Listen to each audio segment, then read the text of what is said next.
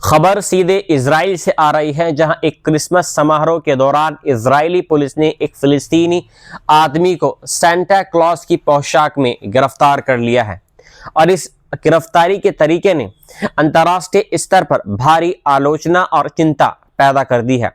ये पूरा वाकया हाइफा के वदी निसन इलाके में आया है, जहां फिलिस्तीनी ईसाइयों द्वारा आयोजित क्रिसमस उत्सव चल रहा था।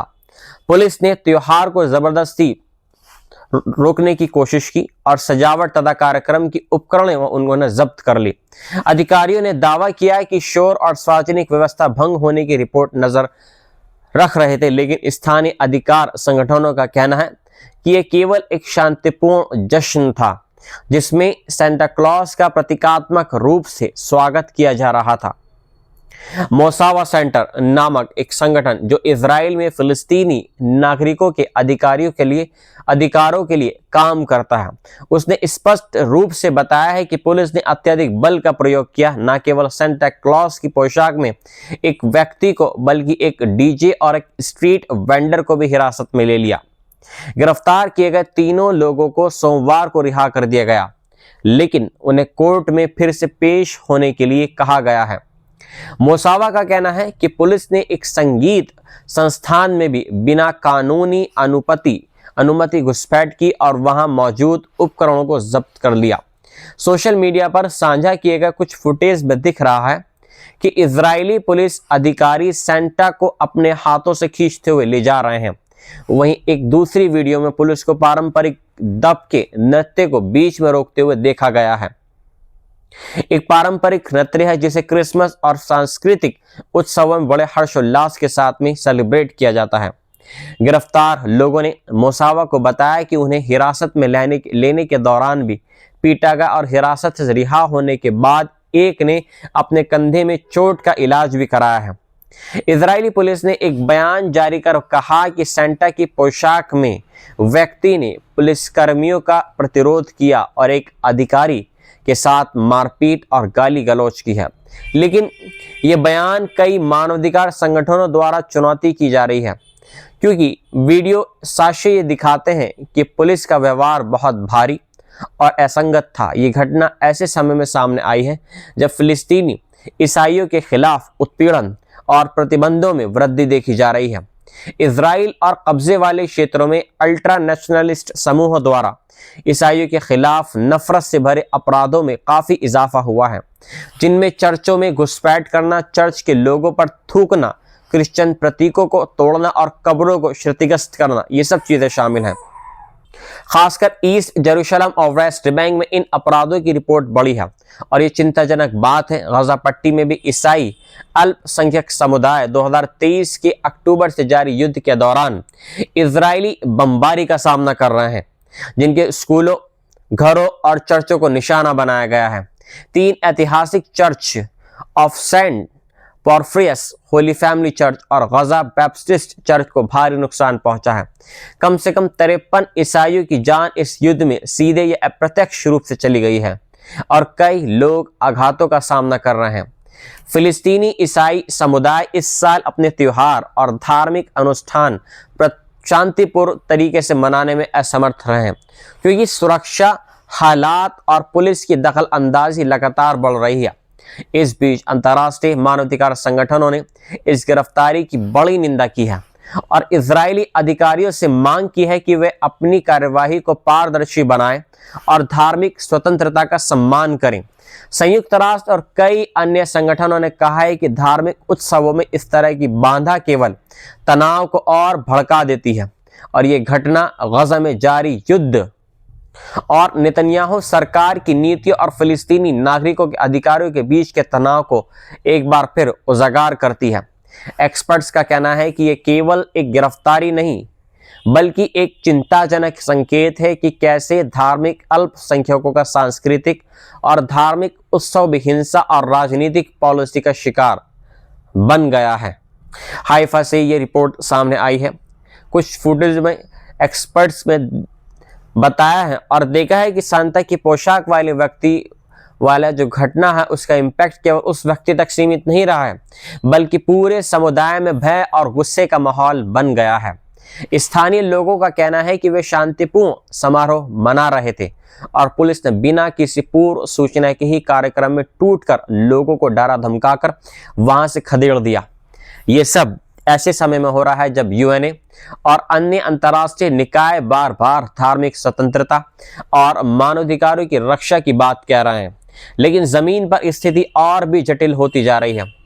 अमेरिका, यूरोप और मध्य पूर्व की कई धार्मिक स्वतंत्रता समूहों ने अपनी चिंताएं व्यक्त की हैं और इजराइल सरकार से ये स्पष्ट करने को कहा है कि क्या ये कार्रवाई सरकारी निर्देश पर थी, ये स्थानीय पुलिस की स्वतंत्र कार्रवाई थी। इजरायली अधिकारी लगातार ये कहते रहे हैं कि सुरक्षा परिस्थितियों के आधार पर उन्होंने कार्रवाई की है और इन पर जनता को डराने की कोशिश नहीं की गई है। वर्तमान अवस्था में ये मामला केवल गिरफ्तारी का मामला नहीं रहा है, बल्कि ये संपूर्ण मध्य पूर्व के सामाजिक धार्मिक गतिशीलता को एक नए सिरे से आकार दे रहा है। फिलिस्तीनी ईसाइयों की भयभीत स्थिति और त्योहारों के दौरान पुलिस दखलअंदाजी को कई एक्सपर्ट्स धार्मिक स्वतंत्रता के विरुद्ध उठते कदम से जोड़ रहे हैं। ये मामला अंतर्राष्ट्रीय मीडिया और मानवाधिकार समुदायों के बीच चर्चा का एक बड़ा विषय बन गया है। चर्च समुदायों के नेताओं ने भी बैठक कर कहा है कि इस तरह की कार्रवाई न सिर्फ धार्मिक भावना के विरुद्ध है, बल्कि यह सांस्कृतिक विविधता और सह अस्तित्व को नुकसान पहुंचा रही है। एक्सपर्ट्स के मुताबिक ये घटना प्रतिरोध, धार्मिक पहचान, सामाजिक तनाव, इस सब के बीच टकराव का एक प्रतीक बन चुकी है। इंटरनेशनल क्रिश्चियन वॉइस जैसे समूह ने कहा है कि यह सिर्फ एक गिरफ्तारी नहीं, बल्कि धार्मिक उत्पीड़न का एक नया रूप है। वहीं इजरायली अधिकारियों ने दोहराया है कि कानून सभी के लिए समान रूप से लागू होता है और यदि सार्वजनिक व्यवस्था भंग हो रही है तो कार्रवाई जरूरी थी। कई राजनीतिक एक्सपर्ट इसका संबंध बढ़ते राष्ट्रवाद, राजनीतिक तनाव और सामाजिक असंतोष से जोड़ रहे हैं और कह रहे हैं कि धार्मिक अल्पसंख्यकों के बजाय सत्ता के मुख्य चरित्र को ध्यान में रखा जा रहा है और नेतन्याहू सरकार की नीतियों और फिलिस्तीनी नागरिकों के अधिकारों के बीच के तनाव को एक बार फिर उजागर करती है। एक्सपर्ट्स का कहना है कि यह केवल एक गिरफ्तारी नहीं, बल्कि एक चिंताजनक संकेत है कि कैसे धार्मिक अल्पसंख्यकों का सांस्कृतिक और धार्मिक उत्सव भी हिंसा और राजनीतिक पॉलिसी का शिकार बन गया है। हाइफा से ये रिपोर्ट सामने आई है। कुछ फुटेज में एक्सपर्ट्स में बताया है और देखा है कि सांता की पोशाक वाले व्यक्ति वाला जो घटना है उसका इम्पैक्ट केवल उस व्यक्ति तक सीमित नहीं रहा है, बल्कि पूरे समुदाय में भय और गुस्से का माहौल बन गया है। स्थानीय लोगों का कहना है कि वे शांतिपूर्ण समारोह मना रहे थे और पुलिस ने बिना किसी पूर्व सूचना के ही कार्यक्रम में टूटकर लोगों को डरा धमकाकर वहां से खदेड़ दिया। ये सब ऐसे समय में हो रहा है जब यूएनए और अन्य अंतर्राष्ट्रीय निकाय बार बार धार्मिक स्वतंत्रता और मानवाधिकारों की रक्षा की बात कह रहे हैं, लेकिन जमीन पर स्थिति और भी जटिल होती जा रही है। अमेरिका, यूरोप और मध्य पूर्व की कई धार्मिक स्वतंत्रता समूहों ने अपनी चिंताएं व्यक्त की हैं और इजराइल सरकार से ये स्पष्ट करने को कहा है कि क्या ये कार्रवाई सरकारी निर्देश पर थी, ये स्थानीय पुलिस की स्वतंत्र कार्रवाई थी। इजरायली अधिकारी लगातार ये कहते रहे हैं कि सुरक्षा परिस्थितियों के आधार पर उन्होंने कार्रवाई की है और इन पर जनता को डराने की कोशिश नहीं की गई है। वर्तमान अवस्था में ये मामला केवल गिरफ्तारी का मामला नहीं रहा है, बल्कि ये संपूर्ण मध्य पूर्व के सामाजिक धार्मिक गतिशीलता को एक नए सिरे से आकार दे रहा है। फिलिस्तीनी ईसाइयों की भयभीत स्थिति और त्योहारों के दौरान पुलिस दखलअंदाजी को कई एक्सपर्ट्स धार्मिक स्वतंत्रता के विरुद्ध उठते कदम से जोड़ रहे हैं।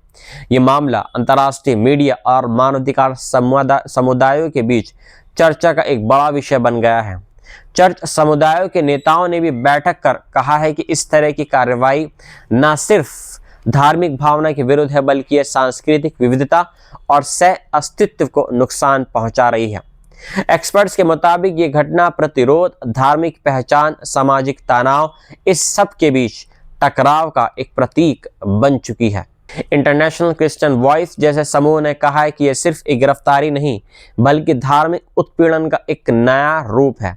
वहीं इजरायली अधिकारियों ने दोहराया है कि कानून सभी के लिए समान रूप से लागू होता है और यदि सार्वजनिक व्यवस्था भंग हो रही है तो कार्रवाई जरूरी थी।